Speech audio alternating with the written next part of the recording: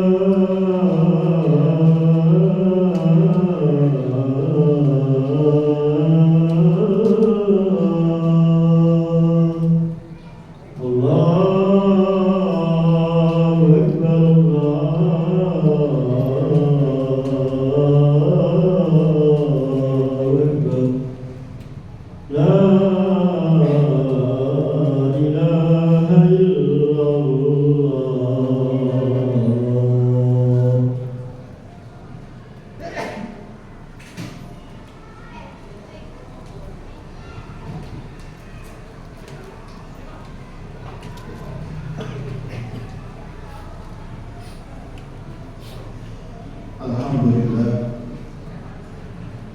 alhamdulillahilladzi faddalana ala katsirin mimman khalaqna tafdila wa anzala al-Qur'ana hidayatan wa imanan liman ihtada.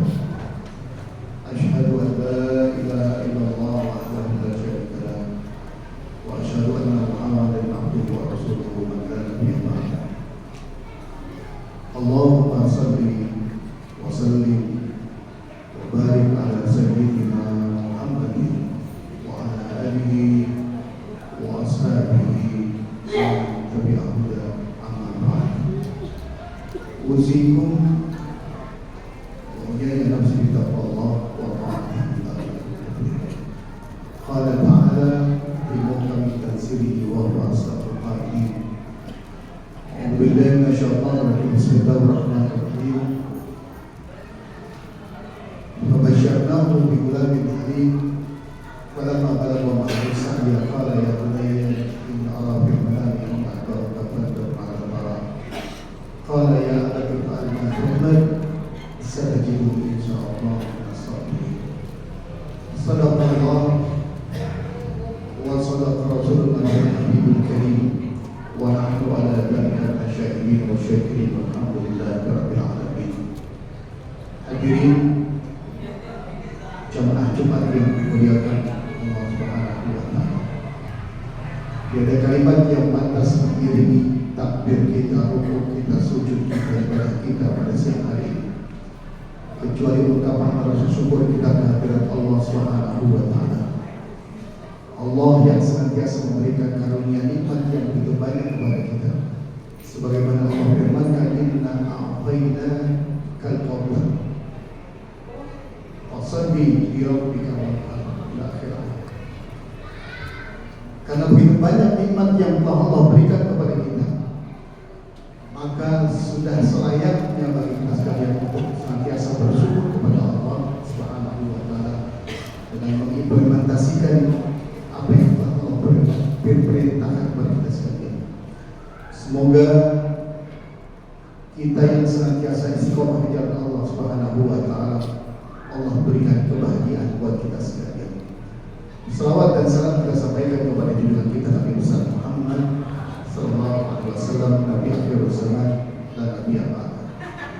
Hadirin jemaah Jumat yang dimuliakan Allah Subhanahu wa Ta'ala, Al-Fakir Khatib dari Al-Sibah ini mengucapkan kepada kita semua, mari terus senantiasa kita tingkatkan keimanan dan ketakwaan kita kepada Allah.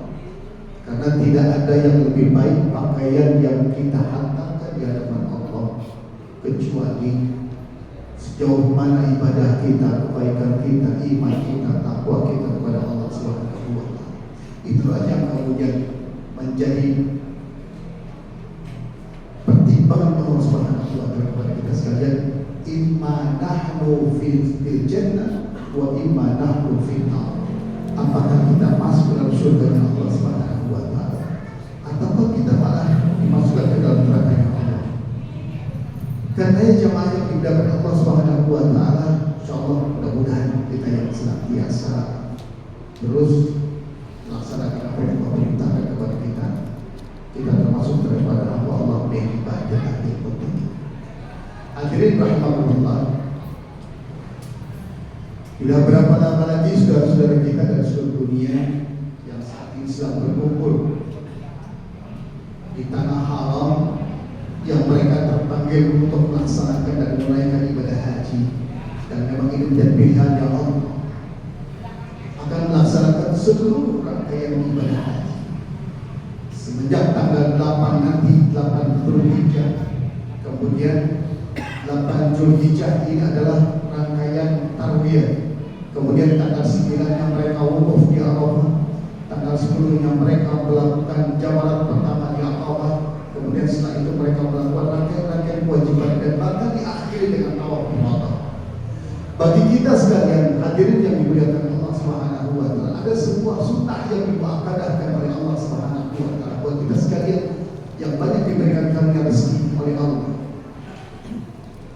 Kalau saudara-saudara kita yang saat ini mereka dipanggil untuk melaksanakan ibadah haji, maka kewajiban kita di tanah air adalah kita melaksanakan salat Idul Adha atau Idul Kurban yang kemudian dilanjutkan dengan kurban. Mana sih yang menjadi dasar kemudian kita melaksanakan apa yang diperintahkan kepada kita sekalian? Kita lihat di dalam surat As-Saffat dari ayat 100 sampai dengan 111. Allah firmankan kepada kita sekalian, "Fabasyarnahu bi gulamin halim. Falamma balagha ma'ahu sa'ya qala ya bunayya inni ara fil manami anni atba'uka fanzur madza tara qala ya abati fa'al ma tu'maru satajiduni insyaallah minas sabirin." Awalnya di 99 itu disampaikan oleh Allah Subhanahu wa Ta'ala permintaan yang begitu panjang, bertahun-tahun diminta kepada Allah Subhanahu wa Ta'ala, Rabbi habli nasalihin, ya Allah berikan karunia kepada kami sang anak yang saleh. Makanya diberikan kabar di ayat 100-nya, fabasyarnahu bi gulamin halim. Kemudian diberikan kabar gembira oleh Allah Subhanahu wa Ta'ala, nanti kamu akan kasih sang anak yang halim. Halim ini di atas derajat makomnya akhlak yang sangat mulia. Seorang anak yang luar biasa Allah janjikan, dan karena permintaan ini adalah permintaan langsung dari seorang Nabi Khalilur Rahman, kekasihnya Allah Subhanahu wa Ta'ala, yang kemudian dikasih. Ternyata Istijabahnya Allah Subhanahu wa Ta'ala bukan pada saat dia minta, besoknya dikasih oleh Allah. Kebanyakan kita meminta hari ini juga kita akan dijawab oleh Allah. Itu kebanyakan kita. Nabi saja berpuluh-puluh tahun baru diberikan anak oleh Allah Subhanahu wa Ta'ala. Itu yang kalimatnya berbunyi, Rabbi habli salihin, ya Allah karuniakan kepadaku anak yang saleh. Fabasyarnahu bigulamin halim. Cuma ternyata prosesnya berbeda dengan apa yang ada pada diri kita sekalian. Apa yang kemudian Allah Subhanahu wa Ta'ala gambarkan di dalam Al-Quran di ayat 101-nya, walamma balagha ma'ahu sa'ya qala ya bunayya inni ara fil manami anni akrahu fanzur ma tarjuma qala ya abati fa'altu ma satajiduni insyaallah min as-sabirin. Luar biasa. Ujian sebagai seorang yang saleh, ujian sebagai seorang hamba yang luar biasa, kedekatan kepada Allah Subhanahu wa Ta'ala, bahkan dia menjadi seorang nabi, seorang rasul, diuji oleh Allah Subhanahu wa Ta'ala dan tidak takut-takut. Serahkan anakmu kepadaku dengan perintah harus dikorbankan. Luar biasa. Maka yang disampaikan oleh Allah Subhanahu wa Ta'ala ayat berikutnya, falamma aslama wa talaqu al-jabin wa nadainahu ya Ibrahim fasaddaqta ru'ya innaka najzul muslimin. Hadirin yang dimuliakan Allah Subhanahu wa Ta'ala, sudah dikasih anak oleh Allah Subhanahu wa Ta'ala, diminta. Falamma balagha ma'ahu sa'ya qala ya bunayya. Ditanya. Inilah seorang anak yang, seorang bapak yang bijaksana yang luar biasa pada anaknya dengan kasih sayang. Kenapa dia enggak katakan dengan bahasa Arab seperti yang kita lakukan? Ya bani, ya ibni. Tidak begitu. Bahasa Arab yang sangat luar biasa, bahasa Quran. Apa yang disampaikan? Ya bunayya, wahai anakku. Kata yang begitu lembut. Dan ini diajarkan kepada kita sekalian sebagai nuansa di mana kita harus bentuk anak kita, anak-anak yang soleh yang kemudian masuk dalam keluarga sakinah, mawaddah, warahmah. Kita ingin sekali anak kita menjadi qurratu ain, padang indah di mata kita, menyejukkan hati kita, diperintahkan disuruh sholat tidak pernah ngayal, puasa dijalankan, kebaikan terus diumbar kepada siapapun. Itu kita inginkan. Ketika ketemu orang tuanya senyum sama itu terjadi. Dan ini kita harus belajar. Di dalam masa kita harus belajar kepada Nabi Allah Ibrahim alaihissalam, kepada Nabi Allah Ismail alaihissalam. Dua sosok ini memberikan sebuah inspirasi yang sangat luar biasa kepada kita sekalian. Makanya dikatakan falamma balagha ma'ahu sa'ya qala ya bunayya inni ara fil manam, aku dimimpikan oleh Allah Subhanahu wa Ta'ala. Dijawab oleh anaknya, ya abati, enggak dikatakan ya abi. Padahal kata-kata abi juga luar biasa. Makomnya makom yang sangat bagus. Tapi kenapa harus dikatakan ya abati? Begitu indah kata-kata yang dikeluarkan oleh seorang anak dan diajarkan oleh ayahandanya berlaku akhlak yang sangat mulia. Inilah kesalahan sosial yang semestinya kita harus belajar. Bagaimana kita membentuk anak-anak kita menjadi anak yang soleh, bukan anak yang kemudian mereka harus melawan kepada orang tuanya. Bahkan tidak sedikit orang tua yang menjadi korban pembunuhan dan sebab kehidupan anak yang tidak mendapatkan harapannya dari orang tua, sasaran orang tua yang menjadi korban pembunuhan. Alhamdulillah, subhanallah. Kita belajar. Anaknya mengatakan ya abati if'al ma tu'mar. Kerjakan wahai ayahandaku apa yang sudah diberitakan oleh Allah Subhanahu wa Ta'ala. Satajiduni insyaallah min sabirin. Insyaallah engkau akan mendapatkan aku dalam keadaan yang sabar.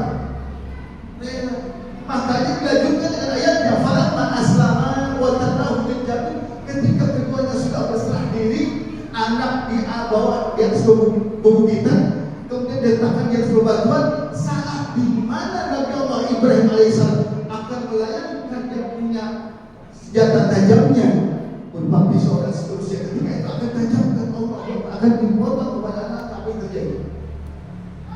Dijawab langsung oleh Allah Subhanahu wa Ta'ala. Apa jawaban Allah? Wa nadainahu ayya Ibrahim. Dipanggil dari kejauhan, ya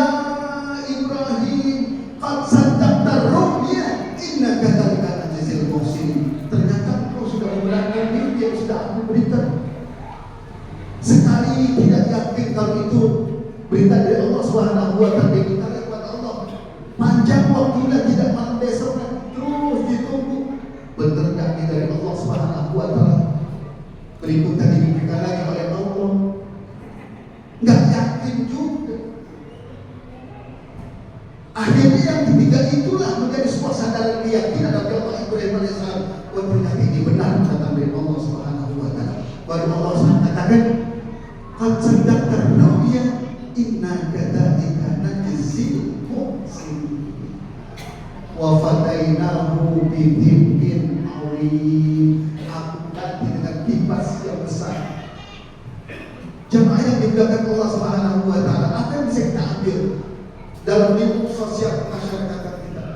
Pertama, di dalam cerita dan riwayat sejarah yang terangkat dalam Al-Quran Karim, yang telah termaktub di dalam Al-Quran Karim, Allah gambarkan begitu indahnya sosok keluarga ayah dengan anak yang mencerminkan sebuah keluarga sakinah, begitu menenangkan hati sampai peristiwa yang tidak pernah diduga sebelumnya. Itu pun harus dilakukan. Tapi apa yang terjadi? Ternyata dua-duanya dengan akhlak yang halim, akhlak yang sangat luar biasa itu terjadi di antara dua yang memberikan contoh kepada kita.